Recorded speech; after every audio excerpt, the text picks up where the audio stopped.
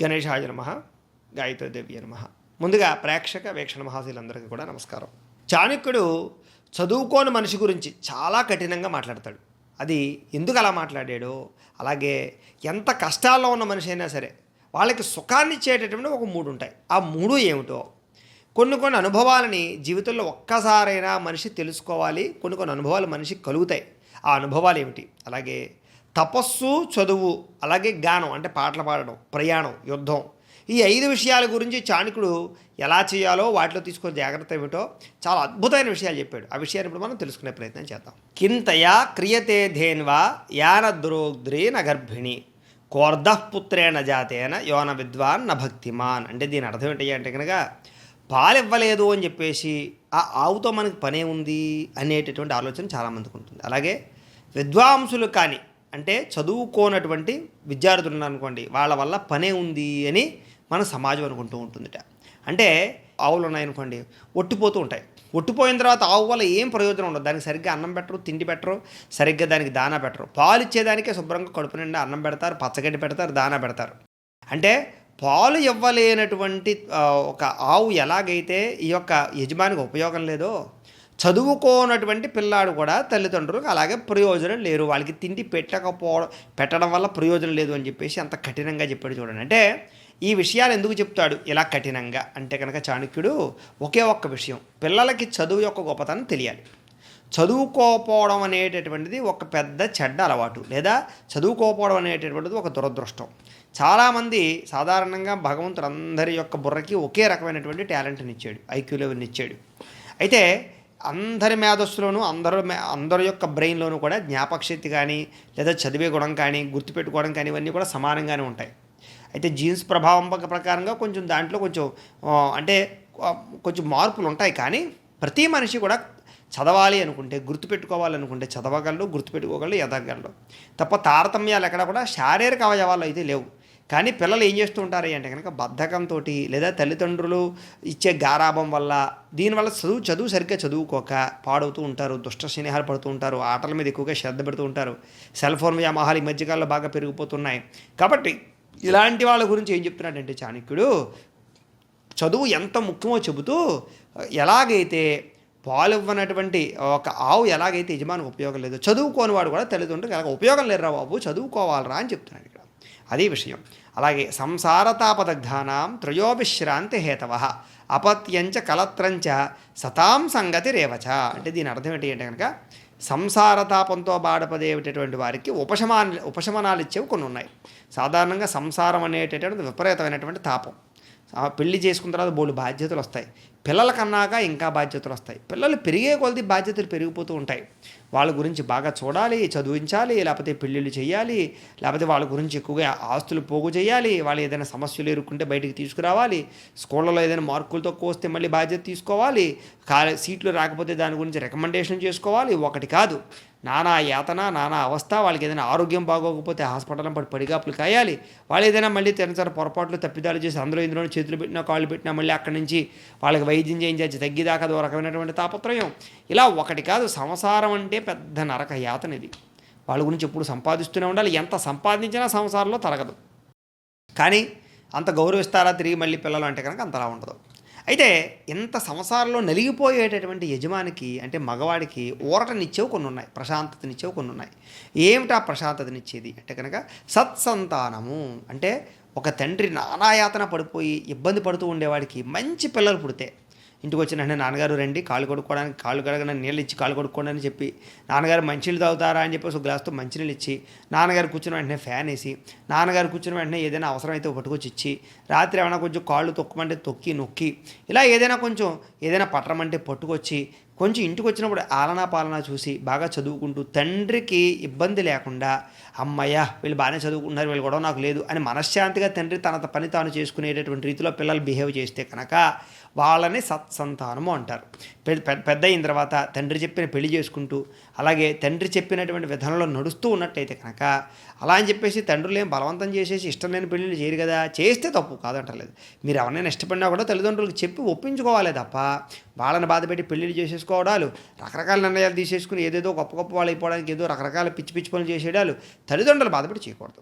అంచేత ఈ రకంగా సత్సంతానం ఎంత యాతనలో ఉన్నటువంటి యజమానికైనా ఆనందాన్ని ఇస్తాయి, బయట ఎంత కష్టపడి వచ్చినా సరే. అలాగే సగుణవతి అంటే ఇంట్లో ఉండే భార్య అనమాట.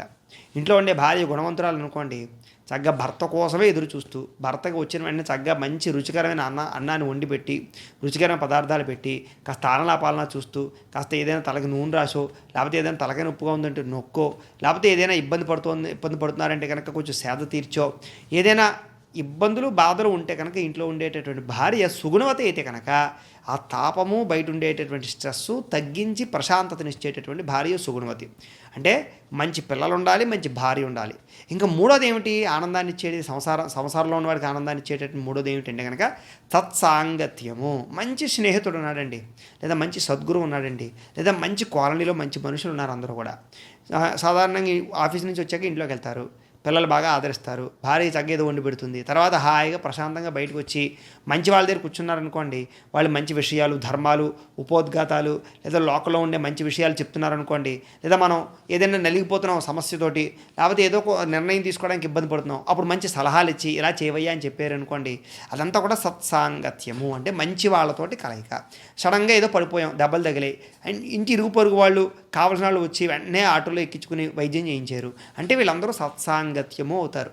అంటే ఒక సంసార యాత్రలో ఉండే మనిషి మంచి సంతానం వల్ల, మంచి భార్య వల్ల, చుట్టుపక్కల ఉండేటటువంటి సత్సంగత్యం అంటే కనుక మంచి మనుషుల వల్ల సంసార తాపం తగ్గుతుంది. అంటే సంసారంలో ఉండే యాతన, ఇబ్బంది, స్ట్రెస్ అనేటటువంటి పోయి ఆనందంగా ఉంటాడట. అంచేత ఈ మూడు ఉంటే ఆనందంగా బతుకుతాడు అని చెప్తున్నాడు చూడండి. అంచేత ఈ మూడు అందరూ కలగజేసుకోవాలి. అలాగే సకృత్ జల్పంతి రాజాన సకృత్ జల్పంతి పండితా సకృత్ కన్యా ప్రదీయంతే త్రీణ్యేతాని సకృత్. అంటే దీని అర్థం ఏంటి అంటే కనుక, ఇది ఎందుకు చెప్తాడంటే కనుక చాణక్యుడు వివాహాల గురించి చెప్తాడు. ఈ విషయాన్ని కూడా మీరు అపార్థం చేసుకోవడానికి వీల్లేదు. ఎందుకంటే కనుక చాణక్యుడు చెప్పినటువంటి కాలం వేరు, దేశకాల వైపరీత్యంగా కాలాలు పరిస్థితులు మారే, ఇప్పుడు కాలంలో అమ్మాయిలు మారిపోయారు. ఇది కన్యాదానం గురించి చెప్పాడు. అంటే ఒక్కసారి కన్యాదానం చేయాలని చెప్తాడు. దీన్ని అపార్థం చేసుకోకుండా ముందరే ఎందుకు చెప్తున్నానంటే కనుక దాన్ని అర్థం చేసుకోండి. ప్రభువు ఒక్కసారే శాసిస్తాడు. సాధారణంగా వీడికి ఉరశిక్ష వేయండి అన్నాడంటే వేసేయవలసిందే. మళ్ళా ఇందాక ఉరశిక్ష అని చెప్పాను కదా, అలా కాదు మరోసారి తీసుకురండి మళ్ళీ అని ఉండదు. లేదా ప్రభు ఒకసారి ఉరశిక్ష వేసామని చెప్పాక మళ్ళీ వెయిట్ చేసి మళ్ళీ రేపు ఏమైనా మార్చుకుంటాడేమో కంగారు పడద్దని ఆగడానికి లేదు. ప్రభువు ఒక్కసారి కనుక నిర్ణయం తీసుకున్నాడంటే అది వేసేయవలసిందే.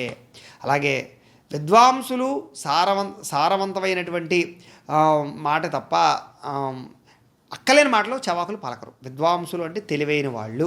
ఫర్ ఎగ్జాంపుల్గా రాముడు ఉన్నాడు అనుకోండి, రాముడు మనం మితభాషి, మృదుభాషి అంటాం. రాముడు ఒకసారి మాట్లాడాడు అంటే కనుక ఊరికే మనకిలాగా ఆచితూచి ఇష్టం వచ్చినట్టు మాట్లాడు, ఆచితూచి మాట్లాడాడు అంటే కనుక దానికి 100 అర్థాలు వెతకచ్చు. అలాగే సత్పురుషుడు, గొప్పవాడు, తెలివైనవాడు, విద్వాంసుడు, పండితుడు ఎప్పుడు కూడా ఊరికి అవాకు చవాకు మాట్లాడుతూ ఇష్టం వచ్చినట్టు మాట్లాడడం, అరుగు మీద కూర్చొని అక్కలేని కబుర్లు చెప్పడం. కానీ ఏదైనా ఒకసారి మాట్లాడాడు అంటే కనుక దాంట్లో 100 అర్థాలు వస్తాయి. ఎన్నో మనుషుల జీవితాలు మార్చేటటువంటి పెద్ద గొప్ప పదాలు చెప్తాడు. కాబట్టి ఇక్కడ అంటే ఇవి పోలికలు ఎలా పోలుస్తున్నాడో చూడండి ఇక్కడ. అలాగే ఒక్కసారే కన్యాదానం ఉంటుంది అంటే ప్రభువు శాసనం ఒక్కసారే ఉంటుంది. అలాగే పండితుడి మాట ఒక్క మాటకి 100 అర్థాలు వస్తాయి, గొప్పగా ఉంటుంది. అలాగే కన్యాదానం ఒక్కసారే ఉంటుందంటే కనుక ఒక్కసారే వివాహం చేసుకోవాలి అని. అయితే ప్రస్తుతాల్లో 2-3 పెళ్ళిళ్ళు చేసుకుంటున్నారు. కానీ చేసుకున్న వాళ్ళ దగ్గరికి వెళ్ళి మైకి పెట్టామనుకోండి, వాళ్ళు చెప్తారు వాళ్ళ బాధలు. నిజంగా మైకి పెడితే చెప్పరేమో, కానీ మైకి పెట్టకుండా అమ్మ ఏదైనా రెండో వివాహం వల్ల ఇబ్బంది పడుతున్నావా అంటే ఖచ్చితంగా చెప్తారు. ఎప్పుడు ప్రథమ వివాహమే, ద్వితీయ తృతీయాది వివాహాలు తృతీయ వివాహాలే. మొట్టమొదటి వివాహంలో ఉండేటటువంటి ఆ అనుబంధము, ఆ రెస్పాన్సిబిలిటీ, ఆ వ్యవస్థ అనేది రెండో పెళ్ళిలో రాదు. రెండో పెళ్ళంతా కూడా ఆస్తులు, అనుమానాలు, రకరకాలు తప్పక, లేకపోతే అవకాన దశలో ఏదో చూస్తారని అనేక రకాల టర్మ్స్ అండ్ కండిషన్స్ అన్నీ ఉంటాయి. మీ పిల్లల్ని ఎలా చూడాలని, లేకపోతే పిల్లలు ఉంటే పెళ్లి చేసుకోనని, లేకపోతే పిల్లలు పెద్ద అయ్యాక ఏదో చేయాలని, అనాథ శరణాలయంలో వేయాలని, ఆస్తులు పిల్లలకి ఇవ్వకూడదని, మా పిల్లలకి ఇవ్వాలని, మాకు పుట్టే పిల్లలకి ఇవ్వాలని, లేదా రకరకాల టర్మ్స్ అండ్ కండిషన్స్ ఉంటాయి. కాబట్టి ఎప్పుడూ మొట్టమొదటి వివాహంలో ఉండే సౌకర్యం, సుఖం ఒకటేం లేదు. రెండో పెళ్ళి అనేటటువంటిది ఎప్పుడూ కూడా సుఖమైతే మాత్రం కాదు. అది ఒక్కసారే వివాహం చేస్తేనే ఆనందంగా ఉంటుంది స్త్రీ అని ఖచ్చితంగా చెప్తున్నాడు. ఇది ఎప్పటికైనా సరే సత్యం సత్యమే. అలాగే ఏకాకినా తపో ద్వాభ్యాం పఠనం గాయనం త్రిభిః చతుర్భిర్గమనం క్షేత్రం పంచభిః బహుభిర్రణః. అంటే ఏం పని ఎవరెవరు ఎంతమంది చేయాలి. చాలా చాలా గుర్తుపెట్టుకోవాల్సిన ఇంపార్టెంట్ శ్లోకం. మళ్ళీ చెప్తున్నాను. ఏకాకినా తపో ద్వాభ్యాం పఠనం గాయనం త్రిభిః చతుర్భిర్గమనం క్షేత్రం పంచభిః బహుభిర్రణః. ఇది ఏమిటి? దీని అర్థం ఏంటి కనుక ఏకాకినా తపో అంటే తపస్సు ఎప్పుడు కూడా ఒంటరిగానే చేయాలి. నేను ధ్యానం మెడిటేషన్ చేసుకుంటున్నానండి అంటే సభల్లోనూ లేకపోతే కనుక ఒక గ్రూప్గాను చేయకూడదు. దాన్ని అందరూ కలిసి మెడిటేషన్ చేసుకుందాం అనకూడదు. మెడిటేషన్ ఎప్పుడు కూడా ఎక్కడికైనా దూరంగా పోయి ఒంటరిగా చేసుకోవాలి. అందరూ కూర్చొని మెడిటేషన్ చేసుకున్నారంటే అక్కలేని మాటలన్నీ వస్తాయి. చేత నలుగురు కలిపి మెడిటేషన్ చేయకూడదు. వాళ్ళు చేసినా దూరం దూరంగా కూర్చోవాలి, ఒకరికి సంబంధం లేకుండాను.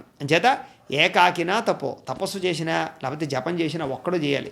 ఇద్దరు ముగ్గురు చేశారంటే అక్కలేని కబుర్లన్నీ వస్తాయి. వాడు ఎలా చేస్తాను కళ్ళు తెరిచి చూడడం రకరకాలు ఇవన్నీ పిచ్చి పిచ్చి పనులు అన్నీ వస్తుంటాయి అన్నమాట. చేత అవదది. మాకు అనుభవం బాగానే తపస్సు మేము జపాలు అవి చేసుకుంటూ ఉంటాం కాబట్టి ఇద్దరు ముగ్గురు ఉన్నామంటే జపం చెడిపోతుంటుంది. చేత దూరంగా కూర్చొని చేసుకుంటూ ఉంటాం. లేకపోతే మా ఋత్వికుల్ని మా పీటల్లో ఏం చేస్తామంటే పక్కన కూర్చోబెట్టాం, మాటలు ఎక్కువైపోతాయని దూరంగా కూర్చోబెట్టి జపం చేయమంటాం. చేత ఏకాకినా తపస్సు ఎప్పుడు కూడా ఒంటరిగా చేయాలి. అలాగే ద్వాభ్యాం పఠనం చదువు ఎప్పుడు ఒంటరిగా చదువుకోకూడదు. ఏం చేతనంటే కొన్ని డౌట్స్ వస్తే పక్కవాడు క్లియర్ చేస్తాడు, పక్కవాడు డౌట్స్ వస్తే వీడికి క్లియర్ చేస్తాడు. వాడు చదువుకున్నాడు కదా అని వీడు చదువుకున్నాడు, పోటీగా చదువుకుంటారు. ఒంటరిగా చదువుకుంటా కాసేపు పోయి మూసేద్దాం, ఒక అరగంట పోయిగా చదువుకుందాం, లేకపోతే ఈ గేమ్ ఆడి చదువుకుందాం, లేకపోతే ఈ చాటింగ్ చేసి చదువుకుందాం, ఈ వీడియో చూసి చదువుకుందాం అనే ఫీలింగ్స్ వస్తూ ఉంటాయి. కాబట్టి చదువు ఎప్పుడు కూడా ఇద్దరు చదువుకోవాలి. అప్పుడు పోటీతత్వం పెరుగుతుంది, డౌట్లు ఏమైనా ఉంటే ఒకరికొకరికి పంచుకోవడానికి ఉంటుంది. అలాగే గాయనం త్రిభిః పాటలు ఎప్పుడు కూడా ముగ్గురు పాడాలట. ఏం చేతనే అంటే కనుక సాధారణంగా ఇప్పుడు చూడండి మన గాయకులు ఉన్నారనుకోండి, ఒకటి తబలా, ఒకళ్ళు మృదంగం, ఒకళ్ళు పాటలు పాడుతూ ఉంటారు. ఇలాగా ఒక కలయిక ఉంటేనే గానానికి అందం. లేదా ఒక్కడ పాడితే వేరు, ముగ్గురు పాడారని కూడా స్వరం కలిసిపోతుంది. ఒకళ్ళు ఆపేసినా, ఒకళ్ళు అపస్వరంగా మాట్లాడినా, ఒకళ్ళు అపస్వరంగా పాడినా, రకరకాల స్పెల్లింగ్ మిస్టేక్స్ వచ్చినా కవర్ అయిపోతుంటాయి ముగ్గురు పాడితే. అంచేత గాయనం త్రిభిః ముగ్గురు పాడాలి అని. చతుర్భిర్గమనం ఒకవేళ ప్రయాణం చేస్తున్నాం అంటే ఒక్కళ్ళు ఎప్పుడు ప్రయాణం చేయకూడదు, నలుగురు ప్రయాణం చేయాలి. అది కనీసం ఇద్దరు ముగ్గురైనా ప్రయాణం చేయొచ్చు. కానీ ప్రయాణాన్ని నలుగురితో ఎందుకు చెప్పారంటే సరదా వేరు, ఆనందం వేరు, సంతోషం వేరు. నలుగురు మాట్లాడుతూ పంచుకుంటూ ఏదైనా కష్టం వచ్చినా, మధ్యలో ఏదైనా ఆపద వచ్చినా కాపాడుకోవడానికి ఉండే పరిస్థితులు ఇవన్నీ ఒకదానికొకటి లింక్ అయి ఉంటాయి. కాబట్టి ఎప్పుడు కూడా గ్రూప్ జర్నీలో ఉండే ఆనందమే వేరు, ఆ సుఖమే వేరు. కాబట్టి నలుగురితో కలిపి ప్రయాణం చేయాలి. అందులో యాత్రలు చేసినా, తీర్థయాత్రలు చేసినా గ్రూప్గా చేయాలి ప్రయాణం. అంతే నేను ఒక్కడే తీర్థయాత్ర చేసి వస్తానని పిచ్చి పిచ్చి పనులు చేయకూడదు. ఈ మధ్యకాలంలో చాలామంది బైకులు వేసుకుని దేశమంతా తిరిగి వస్తాను ఒంటరిగా బయలుదేరి వెళ్తున్నారు. ప్రమాదాలు జరిగితే కనీసం పట్టించుకుని అంబులెన్స్కి ఫోన్ చేసే పరిస్థితులు కూడా ఉండట్లేదు. ఏ అడవిదారిలోనో లేకపోతే ఈ ఒంటరిగా ఉండేటటువంటి రోడ్లోనే పడిపోతారు ఏ మూలకో పక్కకి. ఆ తర్వాత వాడు పడిపోయాడో లేదో కూడా ఎవరికి తెలియదు, ఎవరికి కనపడ్డాడు. అప్పుడు పరిస్థితి ఏమిటి? చేత నలుగురు వెళ్ళారనుకోండి, ఒకవేళ పడిపోయినా ఏదైనా ప్రమాదం జరిగినా మిగతా వాళ్ళు కాపాడడానికి కూడా ఉంటారు. కాబట్టి చేత ప్రయాణం ఎప్పుడు కూడా ఒంటరిగా చేయకూడదు, నలుగురితో కలిసి ప్రయాణం అన్నారు. అలాగే చతుర్భిర్గమనం క్షేత్రం పంచభిః బహుభిర్రణః అంటే వ్యవసాయం కనీసం 5 మంది చేయాలట. 5 మంది అంటే ఇక్కడ పంచుభిః అంటే పంచభిః 5గురైనా పర్వాలేదు, అంతకన్నా ఎక్కువైనా పర్వాలేదు. అంటే ఎక్కువ మంది కలిపి వ్యవసాయం చేయాలి. వ్యవసాయం ఎప్పుడు కూడా ఒంటరిగా నేను ఒక్కడిని చేసేస్తాను అనకూడదు. ఒంటరిగా వ్యవసాయం చేస్తే ఆ ఇబ్బంది వేరు. నలుగురు కలిపి వ్యవసాయం చేశారనుకోండి, ఆ సుఖం, ఆ సౌఖ్యం. ఎందుకంటే కనుక అది పెద్ద పని, ఎక్కువ మంది చేయవలసిన పని. అంచేత అందరూ కలిపి వ్యవసాయం చేయాలి.